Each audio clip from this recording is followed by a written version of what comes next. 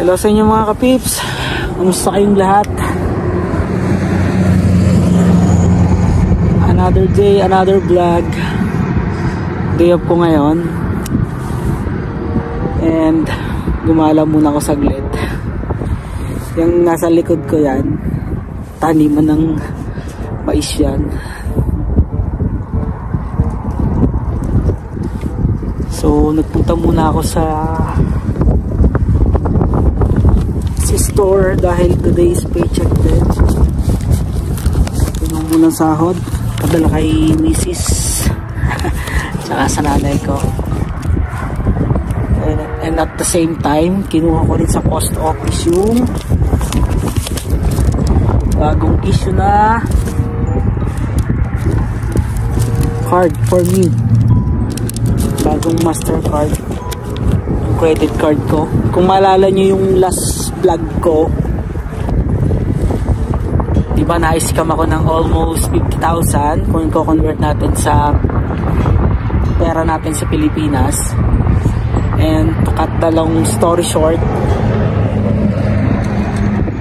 last 23 ako na-scam. Tapos nung 24 ng umaga, tinawagan ko yung bangko. I-inform ko sila sa nangyari sa card ko. And sabi nga nila na within 90 days magkakandak sila ng investigation to my case, and kung ma-prove na hindi talaga sa akin galing yung transaction na yon, is wala naman daw akong babayaran. Yun ang maganda kasi nga insured yung card. So nakaka-amaze lang, sobrang bilis kasi after ng 24, 2 days lang yung hinintay ko, nagkaroon na ng result na yung na-scam sa akin na 564.99 twice, 2 times siyang na-deduct sa akin credit card is naibalik na. So nagkaroon ng reversal sale. Ang galing, ang bilis ng action nila. Sabi na 90 days pero 2 days lang. 2 days lang ako naghintay, tapos ayun, okay na. So back to normal ulit yung card ko. Yun nga lang, inilock nila. And yun nga, ito yung card na ipinalit nila. Kasi sabi nila sa akin, alam din palitan yung card for security purposes na rin. Sabi nila 10 to 14 days. Pero 24 ko sila nakausap. So 25, 26, 27, 28, 29, 30. And today is May 1st, 2024. So almost exactly 1 week. Yun, 7 days na-receive ko yung card. So pag uwi ko mamaya, ayusin ko siya. Yun, nakakatuwa lang, ang bilis ng action nila pag sa mga ganitong case. Hindi naman sa pang-discriminate sa atin sa Pilipinas, kasi ang dami ng cases na nagkakaroon talaga ng scam pero hindi nare-resolve, karamihan, which is true naman. Ang daming, kahit mga sikat na vlogger na nai-scam, diba, hindi naman na ibabalik yung perang nawala sa kanila. Kaya talagang pasalamat pa rin ako na dito nangyari yung scam dito sa Canada. Pero talagang kinabahan ako kasi grabe ko ba naman na tipid nga akong $50 na tipid ko. Hinayang akong gastusin. Kung di lang talaga kailangan bilhin, hindi ko talaga siya bibilhin. How much mo yung 564.99? 2 beses pa siya transaction at the same time, at the same day. Tapos ang lumalabas doon is Apple.com.bill. Wala naman akong pinapurchase sa Apple na anything, even subscription, kahit nga yung mga pre-subscription simula nung kuhanin ko tong phone na to, hindi ko in-rub. Tapos ganun lang. Ang lulupit talaga ng scammer, talagang kahit may mga security authentication na yung card mo, kahit may two-way authentication, nagagawan pa rin nila ng paraan para may scam ka. Eh, thank God na lang na talagang dito sa Canada secured yung card, insured and secured, and talagang mabilis silang umaksyon. Yun talaga yung nakikita kong advantages na kapag nandito ka talaga. Yun na isa sa magandang benefits kapag nandito ka, na may anumang mangyari sa mga properties mo, insured talaga. Kahit yung mga gamit nga daw dito kapag bibilhin mo, kapag ayaw mo na, kahit ang reason mo lang is ayaw mo, hindi mo gusto yung design, agad-agad pinapalitan nila. Hindi lang siya basta warranty, papalitan talaga nila. Kaya ang ganda talaga. Tapos ito, inintay ko pa rin yung aking calamity na bibigyan ng government. Yung calamity fund, wala pa rin. Kasi nakalagay sa letter nila is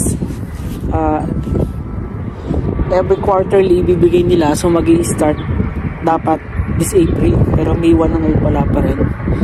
Hindi ko lang sure kung diretso na sa card ko kasi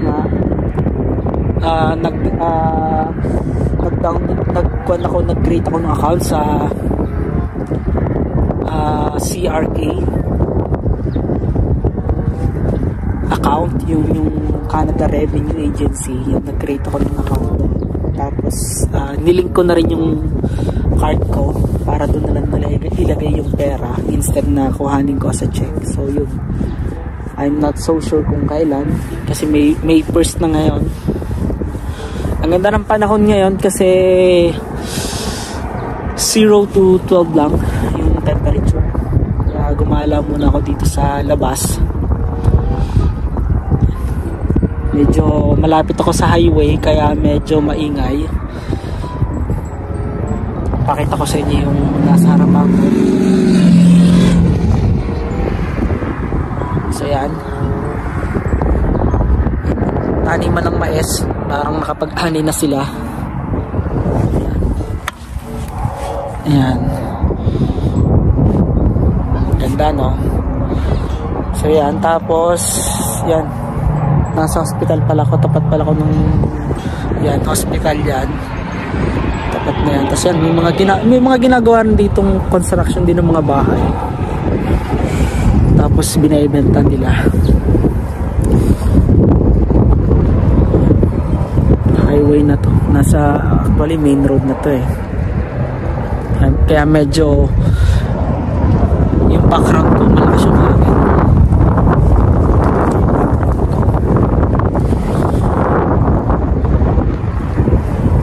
So yan, tapos bukas meron ulit akong driving lesson kay Boss Ali naman. Yan, nakita niya kasi yung post ko sa Facebook, kasama ko sa na last time na nag-aaral ako mag-drive. So sabi niya day off naman niya ng Thursday, Friday. Eh sakto ako ng Wednesday, Thursday day off ko. So yun, nagkayakagang kami. Doon niya ako sasama sa may Redwater kasi doon driving test talaga, yung actual. Para mission ka na class 5 na license. Yun, so manitatanong pala yung license na meron ako is class 7. So, pwede naman ako makapag-drive pero within this town lang. Hindi ako pwedeng lumabas ng city. And may restriction siya.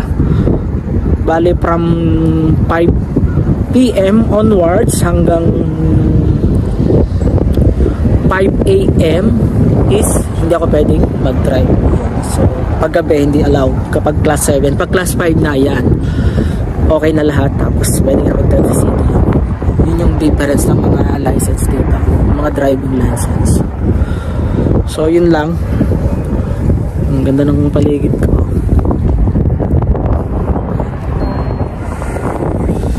Uwi muna ako. Tatapos yung labahin ko kasi iniwan ko, kinuha ko lang yung itong ang card tsaka yung sahag ko, tapos naglalaban na rin pala ako. Yun, iniwan ko siya, tapos linisan rin ako ng bahay. Ayan, so hanggang dito na lang muna mga katips.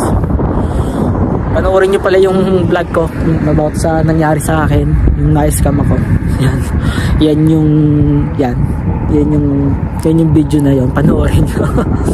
Pero yun lang, talagang ito, makakahinga ulit ng maluwag. Thank God talaga, medyo safe talaga pag nandito talaga. So yun lang, Update ko na lang ulit sa mga susunod kong vlog. Yan pala yung bike kong, favorite kong bike. Doon yung papunta sa amin. So uwi muna ako. See you na lang ulit mga kapips. God bless you all.